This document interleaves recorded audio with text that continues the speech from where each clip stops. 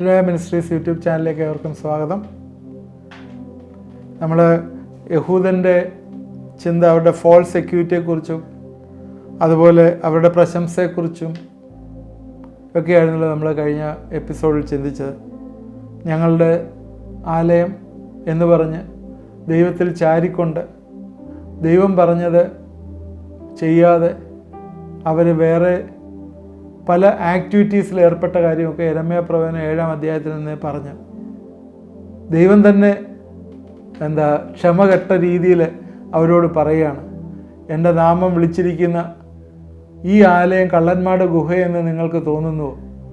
അവരെ കള്ളന്മാരുടെ ഒരു ഗുഹയെപ്പോലെ ആലയമാക്കി തീർത്ത യഹൂദർ അവർക്ക് നന്മ കൊടുക്കാം എന്ന് വിചാരിച്ചപ്പോൾ അവരെ അയ്യോ കഷ്ടം എന്നവർക്ക് വേണ്ടി പറയേണ്ടതായിട്ട് വന്നു. പറയുന്ന പോലെ പ്രവർത്തിക്കുന്നില്ല. യഹൂദൻ മോഷ്ടിക്കുന്നു, അതിനകത്ത് മോഷ്ടിക്കുന്നു എന്ന് പറയാം. അനീതിയുള്ള ലാഭത്തിനായി ഓരോരുത്തരും തിരഞ്ഞിരിക്കുന്നു. യെശയ്യാവ് 56:11 ഈ നായ്ക്കൾ ഒരിക്കലും തൃപ്തിപ്പെടാത്ത കൊതിയന്മാർ തന്നെ, ഇടയന്മാരെ സൂക്ഷിപ്പാൻ അറിയാത്തവർ, അവയെല്ലാം ഒട്ടഴിയാതെ താന്താൻ്റെ വഴിക്കും ഓരോരുത്തരും താന്താൻ്റെ ലാഭത്തിനും തിരിഞ്ഞിരിക്കുന്നു. അനീതിയുള്ള ലാഭത്തിനായിട്ട് അവർ തിരിഞ്ഞിരിക്കുകയാണ്. എഹെസ്കേൽ 22:12 രക്തം ചൊരിയേണ്ടതിന് അവർ നിന്നിൽ നിന്ന് കൈക്കൂലി വാങ്ങുന്നു, പലിശയും ലാഭവും വാങ്ങി നീ കൂട്ടുകാരെ ഞെരുക്കി സമ്പാദ്യമുണ്ടാക്കി എന്നെ മറന്നു കളഞ്ഞിരിക്കുന്നു.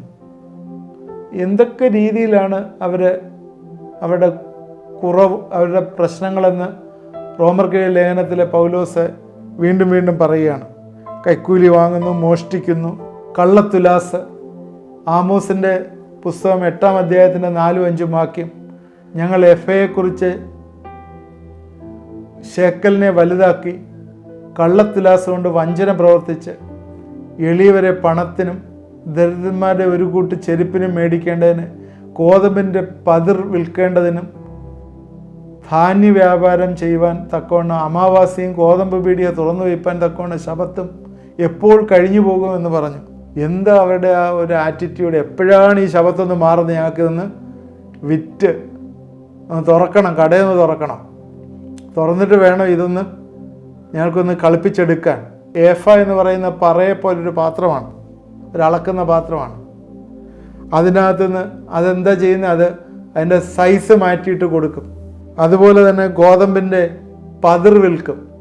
പലിശ, ലാഭം, കള്ളത്തുലാസ്. യെരൂശലേം ദേവാലയത്തിൽ നടന്ന എന്താ നമുക്കറിയാമല്ലോ.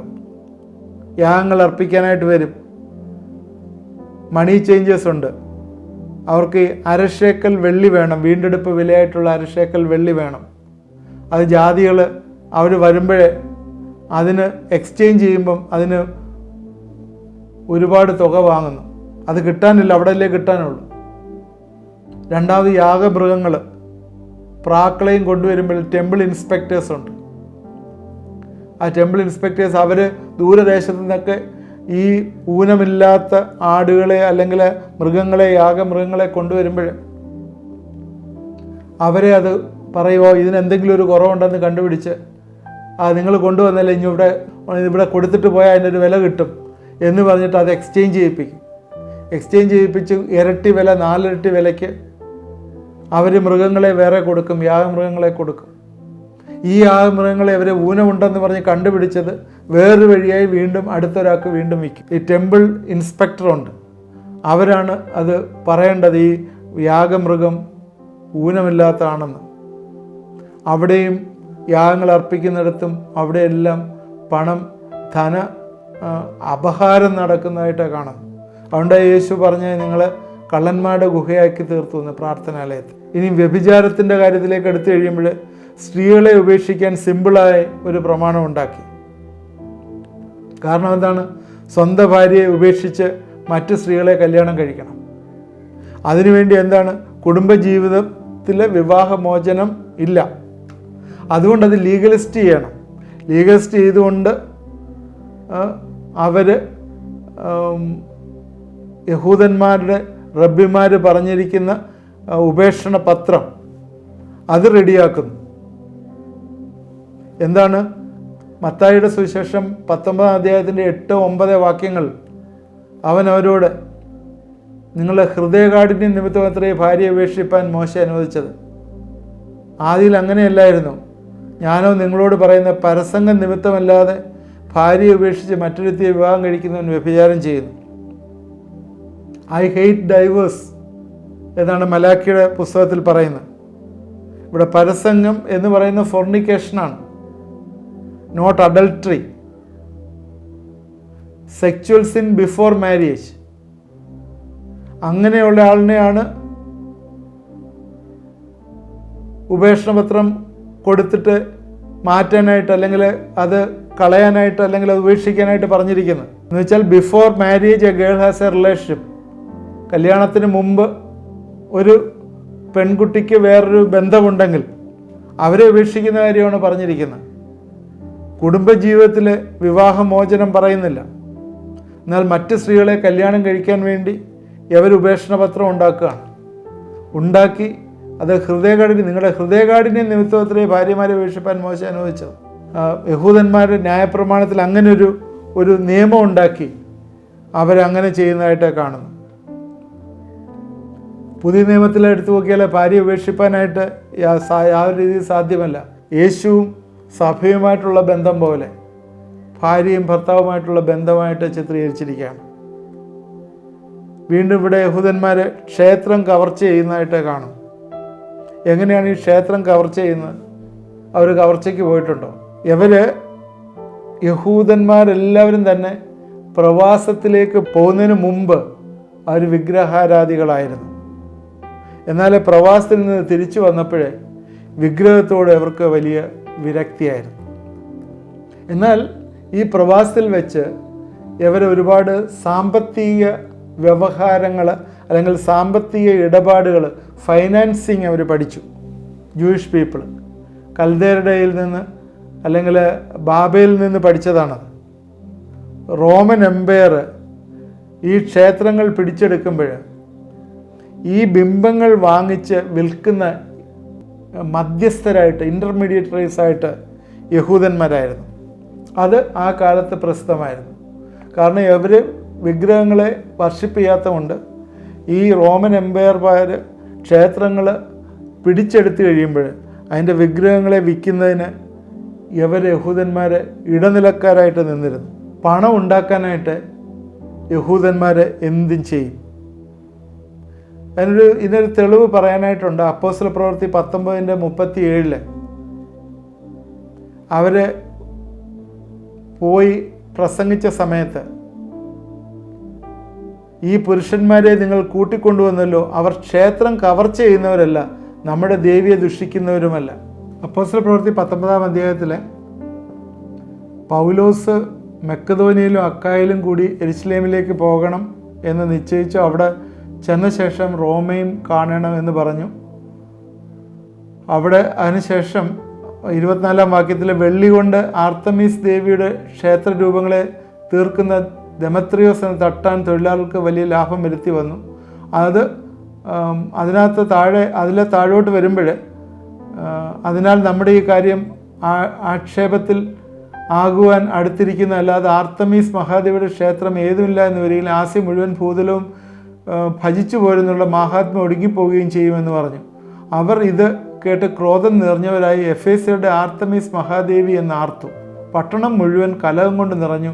അവർ പൗലോസിൻ്റെ കൂട്ടിയാത്രക്കാരായ ഗായോസ് അരിസ്തർഹോസ് എന്ന മക്കെദോന്യരെ പിടിച്ചുകൊണ്ട് രംഗസ്ഥലത്തേക്ക് ഒരുമനപ്പെട്ട് പാഞ്ഞു ചെന്നു. അപ്പോഴിവിടെ പൗലോസ് അവിടെ ചെന്ന ക്ഷേത്രത്തിൽ അവിടെ പ്രസംഗിക്കുന്നതുമായിട്ടുള്ള ബന്ധപ്പെട്ടുള്ള ഒരു കലഹമുണ്ടായി. അതുമായിട്ട് ബന്ധപ്പെട്ടാണ് ഈ 37-ാം വാക്യത്തിൽ അവർ പറയുന്ന ഒരു സ്റ്റേറ്റ്മെൻറ്റാണ്. എഫേസ്യ പുരുഷന്മാരെ, എഫെസോസ് പട്ടണം ആർത്തമീസ് മഹാദേവിക്കും ദ്യോവാസിൽ വീണ ബിംബത്തിനും ക്ഷേത്രപാലകന്മാർക്കും എന്നും അറിയാത്ത മനുഷ്യർ എന്ന് പറഞ്ഞിട്ട് ഈ പുരുഷന്മാരെ നിങ്ങൾ കൂട്ടിക്കൊണ്ടുവന്നല്ലോ, അവർ ക്ഷേത്രം കവർച്ച ചെയ്യുന്നവരല്ല, നമ്മുടെ ദേവിയെ ദുഷിക്കുന്നവരുമല്ല എന്ന് പറഞ്ഞ് ഇത് പറയുന്ന കാര്യം എന്ന് വെച്ചാൽ, അന്നത്തെ ഒരു ചിന്തയിൽ യഹൂദന്മാർ ക്ഷേത്രം ബിംബം അടിച്ചു മാറ്റിക്കൊണ്ട് പോവും എന്ന് വെച്ചാൽ അവർ ഇൻ്റർമീഡിയറ്ററായിട്ട് നിന്നിട്ട് ആളുകൾ രൂപാന്തരപ്പെട്ട് മാറി, അല്ലെങ്കിൽ ആളുകൾ വേറൊരു വിശ്വാസത്തിലേക്ക് ചെന്ന് കഴിയുമ്പോൾ ഈ ദൈവത്തെ അല്ലെങ്കിൽ ഈ ദേവന്മാരുടെ രൂപത്തെ ഇവർ ഇൻ്റർമീഡിയറ്റ് ആയിട്ട് വിറ്റ് കളയും എന്നുള്ളൊരു പേടി ആ സമയത്തുണ്ടായിരുന്നു. അതുപോലെ എഫെസോസിലെ മൂപ്പന്മാർ പറയുന്ന കാര്യമാണ് ഈ വായിച്ചത് 19:37. ആവർത്തന പുസ്തകം 7:25 എന്താണ് പ്രതിമയെ ചെയ്യേണ്ടതെന്ന് ദൈവം ക്ലിയറായിട്ട് യഹൂദന്മാരോട് പറഞ്ഞിട്ടുണ്ട്. 7:25 അവരുടെ ദേവപ്രതിമകളെ തീയിലിട്ട് ചുട്ടുകളയണം. നീ വശീകരിക്കപ്പെടാതിരിക്കാൻ അവയിന്മേലുള്ള വെള്ളിയും പൊന്നും മോഹിച്ചെടുത്തുകൊള്ളരുത്. കറക്റ്റായിട്ട് ദൈവം അവർക്ക് ഇൻസ്ട്രക്ഷൻ കൊടുത്തിട്ടുണ്ട്. ഒരു പ്രതിമ, ദേവൻ്റെ പ്രതിമ കിട്ടിയാൽ എന്ത് ചെയ്യണം എന്ന് പറഞ്ഞ് ചെയ്തിട്ടുണ്ട്. എന്നാൽ ഈ ബിംബങ്ങളെ വിറ്റ് കാശുണ്ടാക്കി ലാഭമുണ്ടാക്കാനായിട്ട് ന്യായപ്രമാണ ലംഘനത്തിൽ ദൈവത്തെ അപമാനിക്കുന്നു. ദൈവത്തെ അറിയുന്ന ആൾക്കാർ പാപം ചെയ്താൽ ദൈവം ദുഷിക്കപ്പെടും. എൻ്റെ മക്കളനുസരിച്ചാൽ എനിക്ക് കീർത്തി വരും, അല്ലെങ്കിൽ എനിക്ക് ദോഷം വരും എന്ന് ദൈവം പറയുന്നു. അതുകൊണ്ട് അവർ ദൈവത്തെ അനുസരിക്കുന്നതിന് പകരം അവർ ക്ഷേത്രം കവർച്ച ചെയ്യുന്നു, ബിംബങ്ങളെ വിറ്റ് കാശുണ്ടാക്കുന്നു എന്ന് കാണുന്നു. ഇസ്രായേൽ മക്കളുടെ പ്രവർത്തനം കൊണ്ട്, അല്ലെങ്കിൽ യഹൂദന്മാരുടെ പ്രവർത്തനം കൊണ്ട് ദൈവത്തിൻ്റെ സൽപ്പേര് നശിച്ചു പോകുന്നതായിട്ട് കാണും. യെശയ്യാവ് 52:5 ഇപ്പോഴും എൻ്റെ ജനത്തെ വെറുതെ പിടിച്ചുകൊണ്ട് പോയിരിക്കൊണ്ട് ഞാനിവിടെ എന്ത് ചെയ്യേണ്ടു എന്ന് യഹോവ അരുളിച്ചെയ്യുന്നു. അവിടെ അധിപന്മാർ മുറയിടുന്നു, എൻ്റെ നാമം ഇടപെടാതെ എല്ലായ്പ്പോഴും ദുഷിക്കപ്പെടുന്നു എന്ന് യഹോവ അരുളിച്ചെയ്യുന്നു. ദൈവത്തിൻ്റെ നാമം എല്ലായ്പ്പോഴും ദുഷിക്കപ്പെടുന്നു. എസ്കേൽ 36:17-20 വാക്യങ്ങളിലും ഇങ്ങനെ തന്നെ പറയുന്നു. മനുഷ്യപുത്ര, ഇസ്രായേൽ തങ്ങളുടെ ദേശത്ത് പാർത്ത് നിന്നപ്പോൾ അവർ എന്നെ തങ്ങളുടെ നടപ്പുകൊണ്ടും പ്രവൃത്തി കൊണ്ടും മലിനമാക്കി. എൻ്റെ മുമ്പാകെ അവരുടെ നടപ്പ് ഋതുവായൊരു സ്ത്രീയുടെ മാലിന്യം പോലെയായിരുന്നു. അവർ ദേശത്ത് ചൊരിഞ്ഞ രക്തം നിമിത്തവും അതിനെ തങ്ങളുടെ വിഗ്രഹങ്ങൾ കൊണ്ട് മലിനമാക്കിയ നിമിത്തവും ഞാൻ എൻ്റെ ക്രോധം അവരുടെ മേൽ പകർന്നു. ഞാൻ അവരെ ജാതിയുടെ ഇടയിൽ ചിഹ്നിച്ചു. അവർ ദേശങ്ങൾ ചിതറിപ്പോയി അവരുടെ നടപ്പിനും പ്രവർത്തിക്കും തക്കവണ്ണം ഞാൻ അവരെ ന്യായം വിധിച്ചു. അവർ ജാതിയുടെ ഇടയിൽ ചെന്ന് ചേർന്നപ്പോൾ ഇവർ യഹോവയുടെ ജനം, അവൻ്റെ ദേശത്തെ വിട്ടുപോകേണ്ടി വന്നവർ എന്നവർ അവരെക്കുറിച്ച് പറയുമാറാക്കിയതിനാൽ അവർ എൻ്റെ വിശുദ്ധ നാമത്തെ അശുദ്ധമാക്കി. ദൈവത്തിൻ്റെ വിശുദ്ധ നാമത്തെ അശുദ്ധമാക്കി. എന്തുവാണ്? അവർ ദൈവത്തിൻ്റെ ജനമായിരുന്നു, എന്നാൽ ദൈവം അവൻ്റെ ദേശം വിട്ടുപോകേണ്ടി വന്നു എന്ന് ജാതിയുടെ ഇടയിൽ പറയാനായിട്ടിട വന്നു. ഇന്ന് യഹൂദന്മാരെക്കുറിച്ച് ഇത് പറയുന്നുണ്ടെങ്കിൽ ഇന്ന് ക്രിസ്ത്യൻ സമൂഹത്തെക്കുറിച്ചും ഇങ്ങനെയൊക്കെ തന്നെ പറയുന്നത്. സ്വയനീതീകരണം. ഞാൻ ഇന്നത്തെ ഈ മെസ്സേജ് ഇവിടെ കൺക്ലൂഡ് ചെയ്യുകയാണ്. നമ്മൾ ഇതുവരെയും ചിന്തിച്ചത് യഹൂദൻ്റെ ഫോൾസ് സെക്യൂരിറ്റിയെക്കുറിച്ചാണ്. അവരുടെ ഹെറിറ്റേജ്, അവർ അബ്രഹാമിൻ്റെ മക്കളാണ് എന്നുള്ള വലിയ ചിന്ത. രണ്ടാമത് അവരുടെ തിരുവെഴുത്ത് അവരെ ഏൽപ്പിച്ചു എന്നുള്ള കാര്യങ്ങൾ. മൂന്നാമത് അവരുടെ ആചാരങ്ങൾ. ഇങ്ങനെ ഈ 3 കാര്യങ്ങളിലാണ് അവർ ഏറ്റവും കൂടുതൽ ഫോൾസ് സെക്യൂരിറ്റി കണ്ടിരുന്നത്. അതനുസരിച്ചില്ലെങ്കിലും കുഴപ്പമില്ല എന്നുള്ള രീതിയിലാണ്. അവരുടെ സെറിമണീസ്, അല്ലെങ്കിൽ അവരുടെ അനുഷ്ഠാനങ്ങൾ, അവരുടെ ട്രഡീഷൻസിനെ കുറിച്ച് നമ്മൾ പറഞ്ഞില്ല. അത് 25 തൊട്ടുള്ള വാക്യങ്ങളിലാണ് പറയുന്നത്. 24-ാം വാക്യത്തിൽ നിങ്ങൾ നിമിത്തം ദൈവത്തിൻ്റെ നാമം ജാതിയുടെ ദുഷിക്കപ്പെടുന്നു. ന്യായപ്രമാണത്തിൽ പ്രശംസിക്കുന്നത് ന്യായപ്രമാണത്തിൽ ലംഘനത്താൽ ദൈവത്തെ അപമാനിക്കുന്നു. ഇതുമായിട്ട് റെഫർ ചെയ്തുള്ള വാക്യങ്ങൾ ഞാൻ പറഞ്ഞു. നിങ്ങളത് ശ്രദ്ധിച്ചു എന്ന് ഞാൻ വിചാരിക്കുന്നു. തീർച്ചയായും ഇന്നത്തെ ചിന്തകൾ നമുക്ക് അനുഗ്രഹമായി തീർന്നു. ഇത് നോട്ട്സ് എഴുതി വെച്ച് ഈ വാക്യങ്ങൾ നിങ്ങൾ മെഡിറ്റേറ്റ് ചെയ്യണം. ഇതുമായിട്ട് ചേർന്നുള്ള വാക്യങ്ങൾ കൺകോർഡൻസ് വാക്യങ്ങളാണ് എല്ലാം എഴുതിയിരിക്കുന്നത്. കാരണം ഈ എഴുതിയിരിക്കുന്ന ചിന്തകൾ പഴയ നിയമത്തിൽ നിന്ന് വന്നിരിക്കുന്ന ഭാഗങ്ങളിൽ നിന്ന് പൗലോസ് അറിഞ്ഞുകൊണ്ട് കോട്ട് ചെയ്ത് പറയുന്നത്. പൗലോസ് ഇവിടെ വാക്യങ്ങൾ കോട്ട് ചെയ്യുന്നില്ല, എന്നാൽ പൗലോസ് പഴയ നിയമത്തിൽ നിന്ന് യെശയ്യാ പ്രവചനം, അതുപോലെ യിരെമ്യാ പ്രവചനം, മീഖായുടെ പ്രവചനം, ഇങ്ങനെയൊക്കെയുള്ള പുസ്തകങ്ങളിൽ നിന്ന് ഉള്ള റെഫറൻസ് വെച്ചിട്ടാണ് ഇത് എഴുതിയിരിക്കുന്നത് എന്ന് നമ്മൾ ചിന്തിക്കുക. ഇതിന് ഞാൻ ഫൈനലി ഈ അധ്യായം കൺക്ലൂഡ് ചെയ്യുന്ന സമയത്ത് ഈ പോയിൻ്റ് ബൈ പോയിൻ്റായിട്ട് വീണ്ടും പറയാം. തീർച്ചയായും ഇന്നത്തെ ചിന്ത നമുക്ക് അനുഗ്രഹപ്രദമായി എന്ന് വിചാരിക്കുന്നു. നമ്മൾ ഈ എന്തെങ്കിലും ട്രഡീഷൻസിലോ അല്ലെങ്കിൽ ആചാരാനുഷ്ഠാനങ്ങളിലോ അല്ല നമ്മൾ ചിന്തിക്കേണ്ട. വീണ്ടും പറയുകയാണ്, ദൈവമായിട്ടുള്ള ബന്ധം, അതാണ് ഏറ്റവും പ്രധാനം. ഈ ദിവസങ്ങളിൽ ദൈവവുമായിട്ട് നമ്മൾ പേഴ്സണലായിട്ടുള്ള ബന്ധത്തിൽ ജീവിപ്പാനായിട്ട് ദൈവം നമ്മളെ ഇടവരുത്തട്ടെ, സഹായിക്കട്ടെ എന്ന് പ്രാർത്ഥിക്കുന്നു. നമ്മൾ പ്രാർത്ഥിക്കാം. ദൈവമായ കർത്താവെ, ഇത് കണ്ടുകൊണ്ടിരിക്കുന്ന പ്രിയപ്പെട്ടവരെല്ലാം അനുഗ്രഹിച്ച് പ്രാർത്ഥിക്കുന്നു.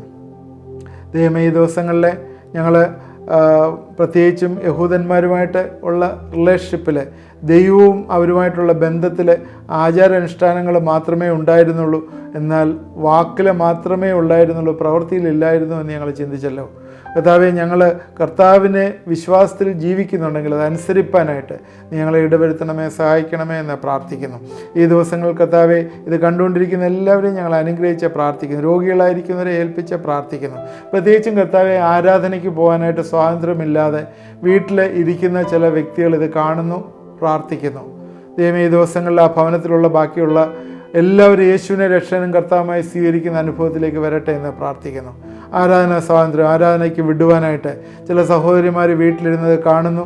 യേശുവിൻ്റെ നാമത്തിൽ ആരാധന സ്വാതന്ത്ര്യം അവർക്ക് വരട്ടെ എന്ന് പ്രാർത്ഥിക്കുന്നു. ഏതെങ്കിലും വിശ്വസിക്കുന്ന, വേദപുസ്തകം വിശ്വസിക്കുന്ന ഒരു കൂട്ടായ്മയിൽ അവർക്ക് സംബന്ധിപ്പാനായിട്ട് കർത്താവെ ഇടവരുത്തുകയും സഹായിക്കുകയും ചെയ്യണമേ എന്ന് ഞങ്ങളെ പ്രാർത്ഥിക്കുന്നു. ദൈവത്തിൻ്റെ കരങ്ങളിലേക്ക് ഏൽപ്പിച്ച് പ്രാർത്ഥിക്കുന്നു. അതുപോലെ കർത്താവെ, ശരീരത്തിലൊക്കെ വെളുത്ത പുള്ളികൾ പോലെ, വെള്ള പാണ്ട് പോലെ വരുന്ന അസുഖം ഉള്ള ചില ആളുകൾ ഇത് കാണുന്നത്, സ്പ്രെഡ് ചെയ്തുകൊണ്ടിരിക്കുന്ന ആളുകൾ ഇത് കാണുന്നു. ദൈവമേ, ഞങ്ങളെ പ്രാർത്ഥിക്കുന്നു. യേശുവിൻ്റെ നാമത്തിലെ വലിയ വിടുതൽ ഈ ദിവസങ്ങളിൽ വന്നു ചേരട്ടെ എന്ന് പ്രാർത്ഥിക്കുന്നു. പിതാവിൻ്റെയും പുത്രൻ്റെയും പരിശുദ്ധാത്മാവിൻ്റെയും നാമത്തിൽ ഞങ്ങളവരെ ഏൽപ്പിച്ച് പ്രാർത്ഥിക്കുന്നു. കർത്താവെ, ആ എല്ലാ ഡീകളറൈസേഷനും മാറി കർത്താവിൻ്റെ നാമത്തിൽ എല്ലാം പെർഫെക്റ്റായി തീരട്ടെ എന്ന് പ്രാർത്ഥിക്കുന്നു. ഞങ്ങളെല്ലാവരെയും നീ അനുഗ്രഹിക്കണമേ. കർത്താവെ, തുടർന്ന് നിൻ്റെ സാന്നിധ്യത്തിൽ സൂക്ഷിക്കണം. യേശു ക്രിസ്തുവിൻ്റെ നാമത്തിൽ പ്രാർത്ഥിക്കുന്നു, കേൾക്കുമാറാകണമേ. ആമേൻ. ആദ്യമായിട്ട് കാണുന്നവരിത് സബ്സ്ക്രൈബ് ചെയ്യണം. നിങ്ങളിത് മറ്റുള്ളവർക്ക് ഷെയർ ചെയ്ത് കൊടുക്കണം. അതുപോലെ ഇതിനകത്ത് നിങ്ങളുടെ ആ വാട്സാപ്പിലോ അതിനകത്തൊക്കെ ഇത് നിങ്ങൾ ഷെയർ ചെയ്തോ ഫേസ്ബുക്കിലോ ഒക്കെ ഷെയർ ചെയ്ത് കൊടുത്താൽ മറ്റുള്ളവരിത് കാണുകയും അതിന് ലിങ്ക് ഇട്ട് കൊടുക്കുകയൊക്കെ ചെയ്താൽ നല്ലതായിരിക്കും. ദൈവം നമ്മളെ എല്ലാവരെയും അനുഗ്രഹിക്കട്ടെ.